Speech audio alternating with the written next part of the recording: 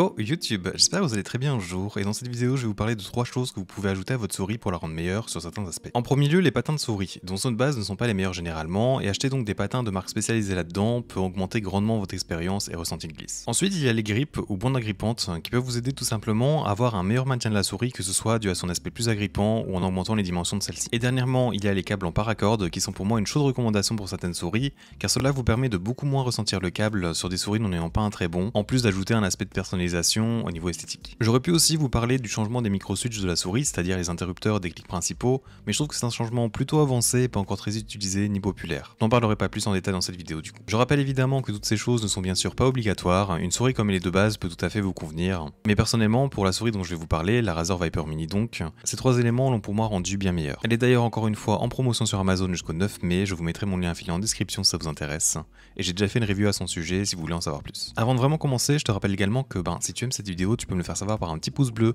ainsi qu'à t'abonner à la chaîne pour suivre tout ce qui arrivera dans le futur. Bien, commençons par les patins.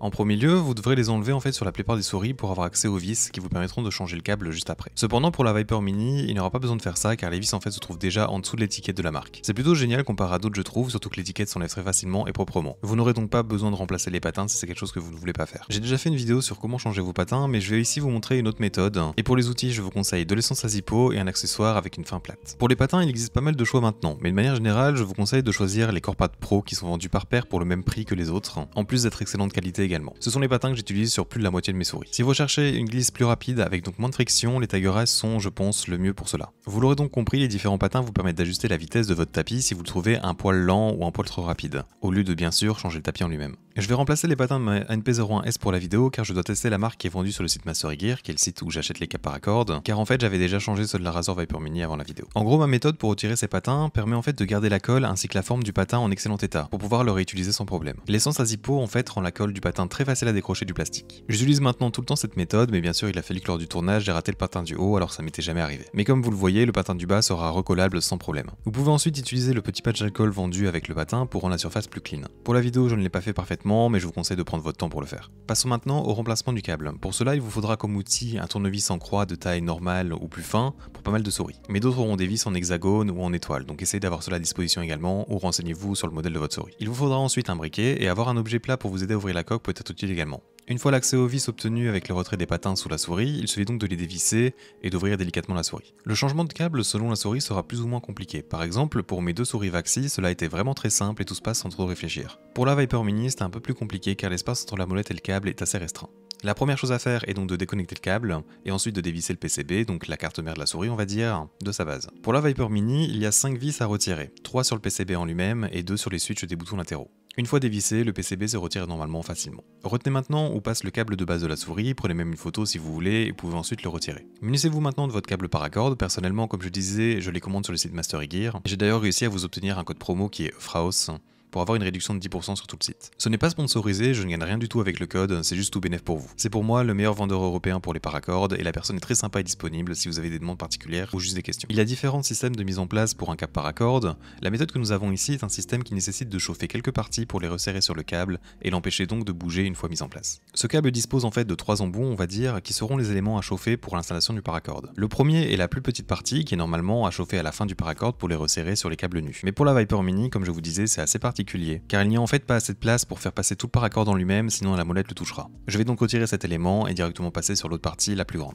Et la troisième partie est un petit cercle qui servira à sceller le câble dans la coque, pour éviter qu'il ne ressorte lors des mouvements ou quand vous tirez dessus. Bien, tout d'abord je vais reproduire le trajet du câble de base pour m'assurer que la longueur est bonne. Elle devrait l'être car Master Gear les fait sur mesure quand vous renseignez le modèle de votre souris à l'achat. La longueur est bonne, je vais donc maintenant chauffer la plus grande des parties pour qu'elle fonde et se resserre sur le câble. C'est ce qui servira en fait à faire la transition entre l'intérieur et l'extérieur de la souris. J'en profite au passage pour le tordre un petit peu, ce qui permettra en fait au câble de sortir de la souris en étant orienté vers le haut, pour éviter qu'il ne traîne sur le tapis. Normalement donc, c'est la petite partie que vous chauffez là pour être en contact avec les fils.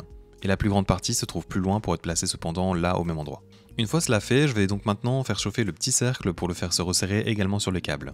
Ici pour la Viper Mini encore une fois, je vais le placer tout à la fin de la grande partie noire car je dois sauver le maximum de place pour que les câbles n'entrent pas en contact avec la molette. Mais dans la plupart des cas, vous pouvez très bien placer ce cercle au milieu évidemment s'il y a de la place. Maintenant que le câble est prêt, je m'assure que tout est ok et je le place tout en faisant passer les fils au même endroit que le câble de base. Ici j'utilise un peu de scotch pour que les fils ne bougent pas, mais sur d'autres modèles de souris vous aurez votre câble paracorde à cette place donc il ne bougera pas étant donné que ce ne sont pas 4 fils très fins qui ne sont pas liés ensemble. Une fois le câble placé, il vous suffit juste de replacer le PCB et le revisser à la souris. Quand tout est en place, replacez la cloque supérieure en agençant bien l'espace pour le câble. Veillez donc à ce que le petit cercle que vous avez chauffé se trouve à l'intérieur de la souris, car comme je vous l'ai dit, c'est cet élément qui fait que le câble ne ressorte pas ou ne bouge pas. Veillez aussi à ce que votre petite courbe de la partie noire soit bien dirigée vers le haut, et après les quelques clics qui rattachent la souris ensemble, vous pouvez maintenant remettre les vis du dessous, ainsi que mettre vos nouveaux patins, ou remettre ceux de base si vous avez réussi à les garder en bon état.